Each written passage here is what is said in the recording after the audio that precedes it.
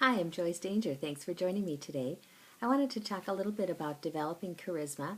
I do think it's something that you can develop, and it doesn't necessarily something that you're born with. We're all born as little babies, and some people develop different skills along the way, and charisma is something that you can develop into as whether you have it right now or not. I do think that having been with Mary Kay a long time, I've seen women develop all sorts of different things, and we start Mary Kay like a little bitty rosebud, and you develop into whatever it is that you want to be. So we can make a decision that that's something that you're going to develop along the way. So kind of thinking about charisma is sometimes starts with who do you know that has charisma and emulating some of the things that they do. So one of the people that I think of is somebody like Oprah. She has that magnetism that just draws, she's drawn the whole nation to her. And one of the things she does is she has the ability to talk with almost pretty much anybody, and she hangs on their every word. You really feel like she feels with every fiber of her being whatever it is, whatever the situation that the person is talking about, she feels it. Yet so she's very, very, very in touch with her emotions, but yet she doesn't bring her garbage to the table. So she doesn't wear her emotions on her sleeve where she's comes dragging her pile of crap to the situation, and she's always talking about her stuff. She's very in tune with the other people's stuff. So as you're developing your charisma, a lot of it is about emulating the other people's situation. So one of the steps in developing that charisma is to learn the ability to relax and channel your energy to the other person so that it's not about you, it's about them. Um, some of the things that I find to help me relax before, like, a Mary Kay situation or a makeover situation or something like that, is to transition. We have to transition from your life outside of Mary Kay to your Mary Kay situation. And so I usually say a little prayer and ask God to help me to bless the ladies that I'm going to be seeing and to give me the words to say to that, He knows what's going on in her life and her world, and to help me to be a blessing to her. And if this business is something that is what He would like for her, to give me the words to say, or to to help me to be whatever it is that she needs for that particular time that I'm going to be in her space. So that frees me up to not have to worry about what I'm going to do. But I do think it's important to know your products and know your presentation so well so that I don't worry about what I'm going to say, because it can be all about the people because I don't have to worry about the stuff. And those of you who know me, you've seen that I've got pretty much everything labeled so well that I can find my stuff quickly, because that I do get anxious if I can't find stuff. So I can focus on the people because I'm not worried about finding different things. So, relax, focus about them. It's totally about them during that hour that I'm going to spend with them. Other people, a lot of times they're nervous about being with you, that they might feel like, oh, they don't know how to put their makeup on and that you're the expert, and so they might be a little bit nervous too. So, just take a breather, relax, look confident, sit up straight or stand straight depending on how you're doing your appointment. But that portrays a lot of confidence in that, and also be an equal to whoever it is that you're connecting with. That during that period of time, don't worry about whatever it is that she does for a living. It doesn't matter that you're both just two girls playing with makeup, and that there is no levels of anything, and that you don't have to pretend or feel like she's a bank president and you're whatever. That it doesn't matter, that we're just both two girls just playing with makeup, and the playing ground is even. And if you feel that it's even and act that it's even, you're going to do just fine with her, and be able to talk with her on an equal level. So, but be in touch with your emotions. That people who are in touch with their emotions tend to be believed to be more charismatic, because we feel things. You feel things strongly, and that you relate to what other people are feeling. I sometimes look at it like, if you think of that there's a Native American saying about walk a mile in somebody else's moccasins, and that you want to develop that ability to really feel whatever the other lady is saying. If she's talking about her life or whatever it is she's doing, I want to feel what that feels like to be walking around in her shoes, and know, don't be afraid to feel anger, pain, or sadness, or elation, or whatever's going on with her.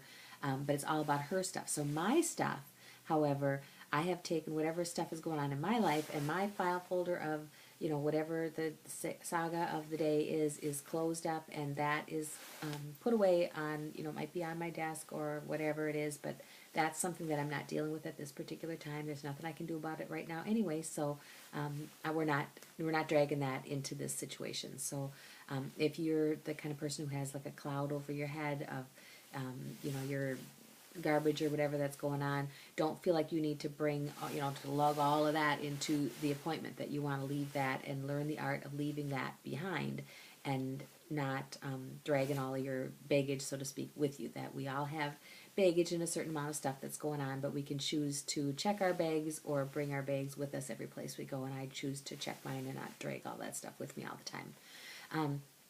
Make sure that your body language and your speech match each other. So as you're talking about, for example, you're talking about Mary Kay products, you're talking about the mascara or whatever it is that you really love, does your face know that you really love it? So make sure that your face gets the memo. I've seen people talk about, something, I really love this, creamy cheek color because of this or that or the other thing, but sometimes the face doesn't know it. So you want to make sure that your face and your, that everything matches.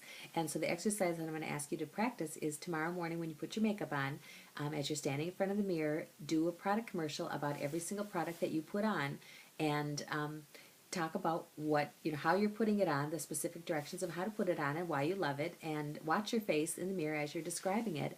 And is your face convincing? Does it look like you really love these things? Are you smiling? Are you looking excited about it? Are you somebody that you would want to listen to and that you would be convinced yourself that this is really a cool product and that this is something that they might be interested in?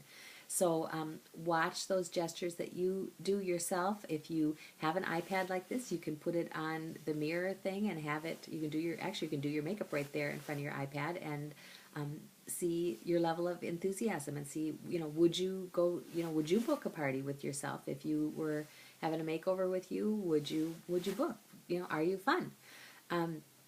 So watch the gestures that other people do when you're at your sales meeting, the people who you think are interesting and fun to be around. What is it that she does that makes you interesting? Watch the people who you think aren't so interesting. Sometimes I might be sitting, I hate to say it, I might be sitting at church, but I might be sitting at church and watching somebody else, the hairstyle of the lady over there, because I think, I'm like, wow, that's really cute. When I should be listening to the sermon.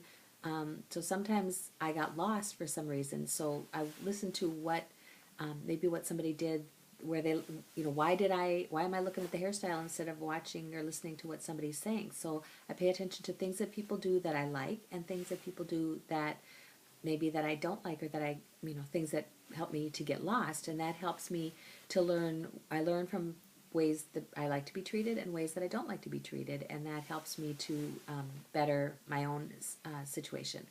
Also think about the gestures that you're doing. Do your gestures add to your situation? Do they make it seem more interesting about what you're doing? Think before you speak, so that you don't just start rambling off on your words. Or sometimes people talk all the time and then nobody listens to anything that they say because you're constantly talking. One of the consultants in our unit, her name is Barb Kelsey. She's just a sweetheart. And when she talks, she was saying she struggled that she was talking too fast. And so to slow herself down, she started to smile. So she'd say something and then stop and smile. And the first time I saw her doing this, I thought, oh, isn't she sweet? And afterwards, she told me what she was doing. But in that smiling, it just drew people to her. And you couldn't help but like her, because she just would say something and then smile, and say it and then smile. And it slowed her down, which was her purpose. And in doing that, it developed charisma, because she's so darn cute. So find ways to, if you have obstacles that you need to overcome, maybe ask one of your peers or ask your sales director if there's something that you maybe could do to improve your speaking skills, or ask to talk about something at the meeting so you get that experience and confidence, and is part of it is by doing. Speak with conviction. That makes sure that what you're talking about is something that you feel strongly about. So for example, when I'm talking about the products, the stuff that I'm showing is the stuff that I love. So I'm convinced that these are the greatest things, that I just love this because of this, and I love this because of this, and I am convinced that these are the greatest things. If there's something that I'm not overly, it's maybe not my favorite things, I probably don't show those items. So I always show the things that are my favorite, and that way, and I sell those things, and it works. treat people the way that you want to be treated. So when I'm in a sales situation, or maybe I'm in the buying part of the situation, I pay attention to how I'm treated and the things that I like and the things that I don't like, and then I mirror those things back when I'm the one who's the one doing the demonstration, and they're the ones that are um, listening, or I try to have them participate as much as possible too, because I think that I get bored if I'm just sitting and listening. I'd rather be talking and interacting. So I try to make my presentation as interactive as possible and ask a lot of questions. So even if whether they're talking or whether they're just um, answering it in their head, but somehow that I'm asking a lot of questions so that they are feeling like they're interacting with that. Make sure you're making eye contact with the ladies. Don't hesitate to touch. If you're touching them, touch them on the upper arm. I try not to touch skin; it's a little bit more personal than you want to do. But sometimes I would touch them here. If you're in a group situation and somebody else is talking and you're feeling like you lost their attention, sometimes I'll put my hand here or on her shoulder or something like that, and that kind of gets their attention back to them. But smile at them, use their names so that they feel special like that. Compliment people. Be the one who's always the one who notices who's got a pretty dress and who's got a new hairstyle, and the one who is always the one to say something nice, and be that girl. Be the one that everybody, the one that's too pretty. How do they say that? Too pretty to like, but too nice to hate, or something like that. That's the girl that we want to be.